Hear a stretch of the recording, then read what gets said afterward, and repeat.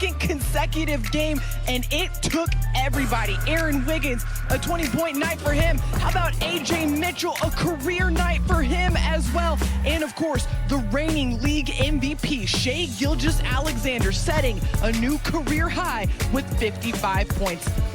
As we welcome you back inside of Gainbridge Fieldhouse, welcome into Thunder Live. I'm Paris Lawson alongside Royce Young, and the Thunder, they pick up their second win of the season, but it comes at a cost. It took 116 minutes to get both of those wins, and the Thunder, they had to scrap and claw for just about every point that they got in this game tonight, but some incredible late game heroics. Has it been 82 games yet? Because I feel like we're on track. 2 games in, and I mean, the Thunder are getting their money's worth here so far this season. 2 double overtime games to start this one out. But like you said, Paris, use the word gritty.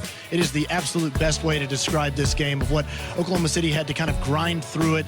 Obviously down a number of different players, had to find solutions to problems as the game went on, and really had to withstand some big punches from the Pacers. The Pacers did a great job of shot making. Pascal Siakam hit one late. They got the lead early in some of those overtimes, but the Thunder were able to respond. SGA, another huge clutch jumper. And how about Aaron Wiggins in the second overtime, knocking down huge back-to-back jumpers. And oh, by the way, Lou Dort winning plays in that double overtime, just with the big block, the offensive rebound that set up one of the Wiggins threes. That's what Lou Dort does. He just makes those winning plays. Always rises to the occasion. In this one, it was 19 ties, 18 lead changes, and ultimately OKC coming out on top. Let's kick it over to the guys who called all 19 of those lead changes, Chris Fisher and Michael Cage. And guys, I got to know how you're feeling after 58 minutes of action out there on the court. I'm ready for 2, maybe 3 more overtimes. Mike, what about you? I need some electrolyte replacement. We got to get you a banana, maybe some orange slices, and you ready to go? Yeah, I'll be ready to go. Well, usually when we come on to the postgame show, we can talk about a moment or two that ends up being maybe one of the difference makers of the game.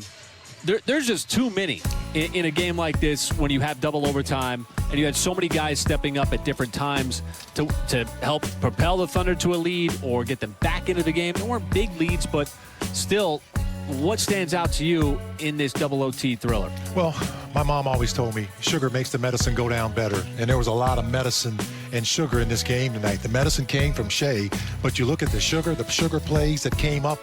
Man, you look at A.J. Mitchell, they just talked about him. I thought those back-to-back threes by Aaron Wiggins was huge. And then the offensive rebounds by Chet Holmgren down the stretch, and then the defensive rebounds by Isaiah Hartenstein was a big key to this game. Man, 91 free throws. Woo.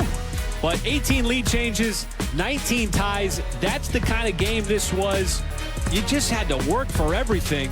The Pacers certainly knocked down some big shots down the stretch, but just great to see A.J. Mitchell have the kind of game that he had. You know, he rolled his ankle in the preseason game here on October 11th. Weren't sure how long he was going to be out, but A.J. Mitchell in just his 37th game was so critical, so big. One of the many players that was big and critical for the Thunder in getting this double overtime victory, but fun to see for the second-year player out of UCSB. So many great things that we can take away from this game. And Chris and Michael, we appreciate you guys helping us break it down as always. And they mentioned a guy in Shai Gilgeous-Alexander. How about his 55 points? You pair that with the 35 points that he had in the Thunder's home opener, and suddenly this man has 90 points through the first 2 games of this season, really showcasing why he's the reigning MVP of the league. Yeah, still looks like the MVP. Still proves pretty good. Yep. Still, I mean, the offseason was short for everybody, and SGA just is picking up right where he left off. But you know what was so impressive with him tonight, Paris, is just the way that he was able to keep the accelerator down, the foot on the gas. You know, obviously without some of the other primary offensive players, without a guy like J-Dub out there to supplement him, we saw other players step up like Aaron Wiggins and A.J. Mitchell, but SGA is carrying so much of the offensive load there in terms of the gravity that he pulls the Indiana defense over with, and some of the shot making that you're seeing right here. I mean, these are high degree of difficulty shots, playing through contact all the time.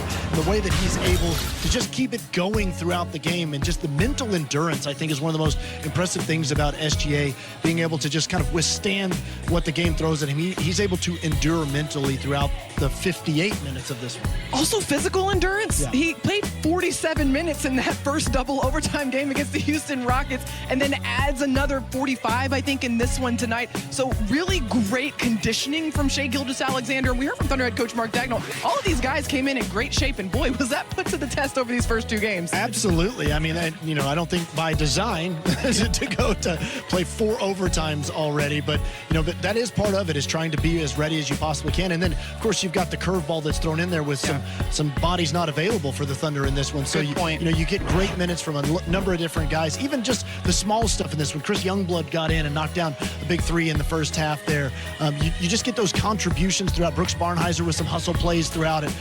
Different guys stepping up throughout the game. It wasn't the Thunder's best game by any means, but in a second game of the season, to get this kind of test for them, having to perform in crunch time, it was big. Also, shout out to Chris Youngblood and Brooks Barnheiser for getting their first career NBA buckets in this game here tonight. A lot to break down and a lot to celebrate from this double overtime victory in Indiana. You guys gutting these out here in the early going? Just being a team, we know it's going to be hard every single night, and we just got to stick together, play hard, and know that we can do it no matter what.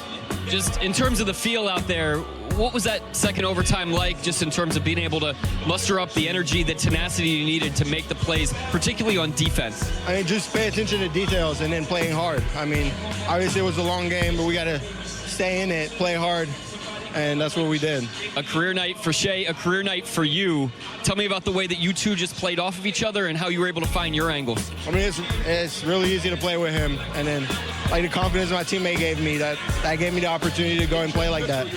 AJ, just the chance here to continue to attack downhill. So many tough finishes. What's the key for you in terms of finishing around the rim? Just being strong, getting stronger, and getting to the rim. Obviously, I know that's one of my strengths. I just got to keep working and keep doing that. You've continued to develop. Congrats on the great performance tonight. Thank you. Appreciate you. So much to celebrate in this one, and you see all of his teammates surrounding A.J. Mitchell in that post-game interview, and that's because he set a new career high with 26 points, and that's why he is our forward player of the game. Royce, what did you make of A.J. Mitchell's performance offensively tonight? The aggressiveness, the assertiveness. We talked about in the pregame a little bit, Paris.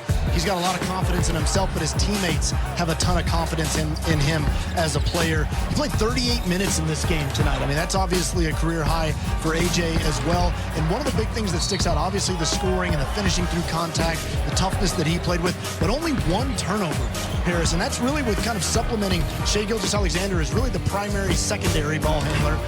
SGA obviously is the primary guy, but A.J. Mitchell's playing off the ball and really seeing a lot of those second actions right there. And for him to take care of the ball with as much responsibility that was on his shoulders, great decision-making from him throughout the game. And some of those buckets